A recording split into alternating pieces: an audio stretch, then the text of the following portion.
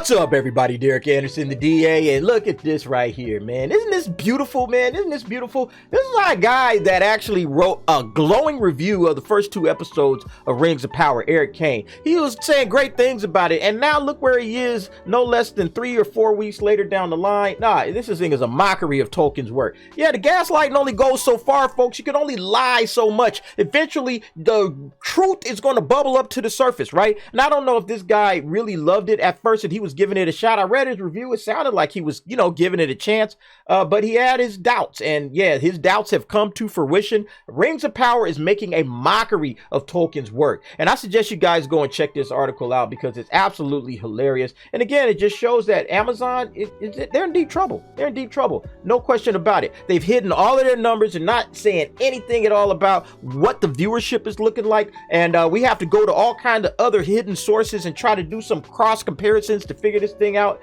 But this guy's article, I'm just going to read a couple of things because it kind of points out what everybody's been saying. And when you start thinking about it, it's like, yep, that's why it's trash. So he says, if someone were to adapt J.R.R. Tolkien's The Lord of the Rings trilogy in the same manner as Amazon is adapting its appendices, that version would go something like this. Rather than opening on the Shire and Bilbo's party and a visit from Gandalf, and rather tell the tale of Frodo and his companions' fraught departure from their homeland, we would instead be introduced to 4 separate stories in the opening half hour. Story number 1, a fierce hobbit baker woman would encounter an orc and smack it to death with her rolling pin.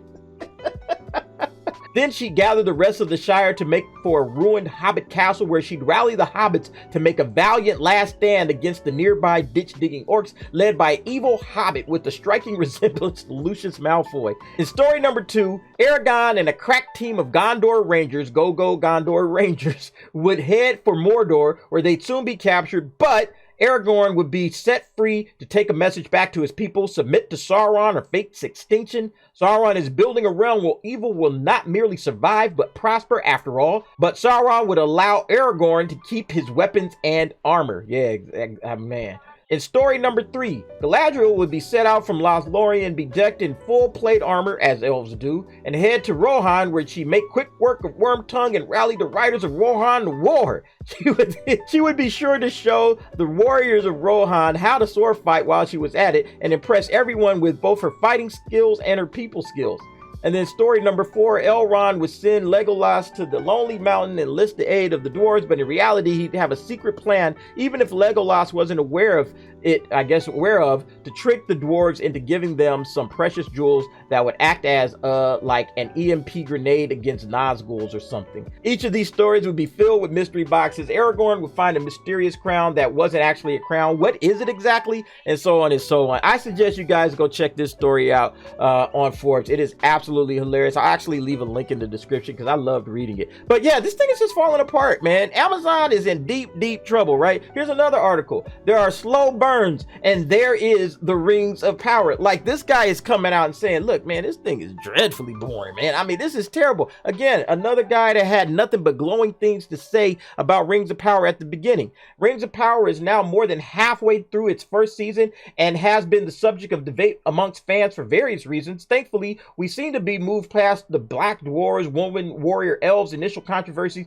that absolutely held no weight. But what's left is now to discuss the actual meat of the show, or the lack thereof. Yeah, I mean, this whole thing is like he said, I felt that the Rings of Power felt like a non-event each week. It is absolutely a non-event.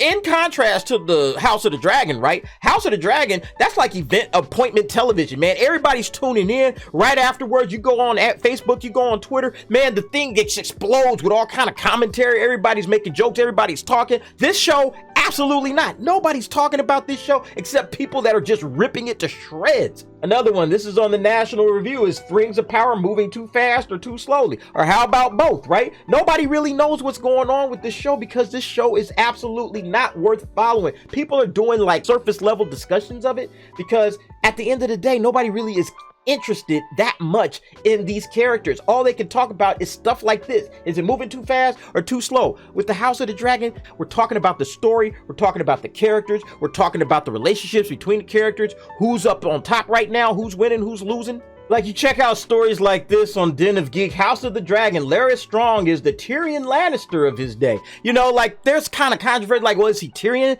Is he Littlefinger? Like, who is this guy? Is he Varys? Where's his personality? Like, they're discussing the intricacies of the show on this particular level. You know, who is he most like? And we're getting into conversations about that. With the Rings of Power, the only thing we're getting with the Rings of Power is how bad it is and how the House of Dragon is absolutely running laps around it. Demand for House of Dragon could soon double that of Rings of Power. And it says here, while demand for HBO's House of the Dragon has risen this week, demand for Amazon Prime's The Rings of Power fell by 13%, according to Parrot Analytics data, which takes into account consumer research, streaming, downloads, social media, among other engagement. Nobody cares about this show, guys. And the thing about it is, I think Amazon knew what they had. I think they knew that they had a dud on their hand, but they had already spent the money. It was too late to go back and reshoot it. So they're just going to let this thing flow out. They'll get all the ideas and they'll hear everything, and then they'll try to fix it in season 2. That's what I really believe. Like, I don't even know, how do you turn this around? Like, how do you turn that around? Or, you know, how do you turn this around? Like, how do you turn something like this around? You can get all of the upvotes you want. You can pay people to create accounts. All right, man, just go in here and give us a 10. Go ahead, just get us a 10. And you can do all of that you want to, but the truth will out eventually, okay? You ain't getting rid of this, okay? But there's a couple of ideas that I have on things that they absolutely need to think about doing if they want to get to season 2 and try to turn this ship in the right direction.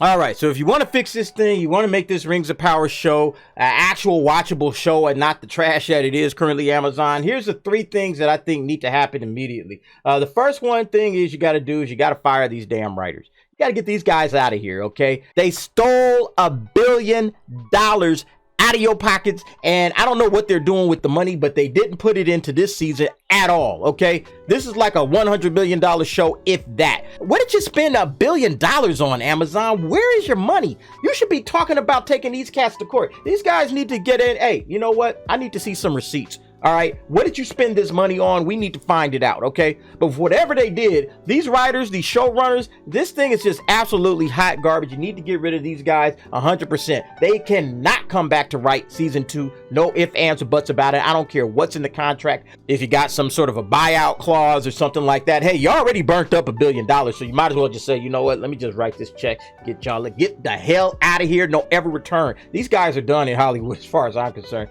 This thing is trash. But that's the first step. Number 2, and this is almost as important as firing these writers, you got to fire this girl Galadriel right here, okay? Get her out. She's got to go, okay? Because she's the worst thing about this show, right? She's the absolute worst thing about the show. Every single weekend, she is trending on Twitter for all the wrong reasons. Check it out right now, okay, as I'm filming this and the Dallas Cowboys are beating the New York Giants, so you can tell, you're trending Galadriel, okay, and Tolkien, these guys are trending. This chick is trending every single weekend for all the wrong reasons. Let's check it out real quick. Look at this guy. I'm trying to make it through Rings of Power on Amazon, but it is so boring. I mean, it looks good visually, but the Galadriel character is thoroughly annoying, and the rest of the characters just feel kind of unengaging to me.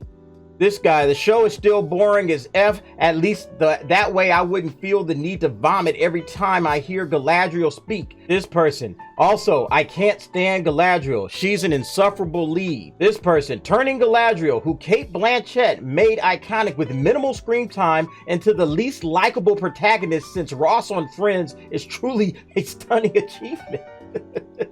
While true, we understand his complex motivation, pleasing his father and fears of making his brother look worse, his duty to Gondor, etc. So far, Galadriel's motivations are infantile and simplistic by comparison. Brother died, me angry.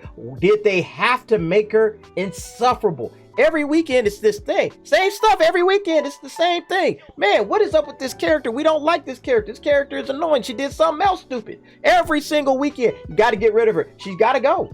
And I don't know if you can write her out of the story completely. I don't know if you just keep her around, but kind of just take the focus off of her. Okay, let's sit Galadriel over there in the corner somewhere. We'll come back to you at the end of each episode, maybe to spout some wisdom or something, and that's it. But you gotta get this chick off the screen. Her character at this point is completely irredeemable. I don't know how you redeem this character and make her interesting or make people like her, because at this point, after 5 episodes, I just simply don't want any more of this person. But then the last thing that you probably have to do, and it makes the most sense, consult Peter Jackson. And even if you don't like The Hobbit and you're one of these people that, and I don't like The Hobbit, but even if you don't like The Hobbit, at least you could say that Peter Jackson actually cranked out not only something in the range of competent to award-winning masterpiece when dealing with the Tolkien universe, okay? So why would you continue to mess around with these jokers, okay?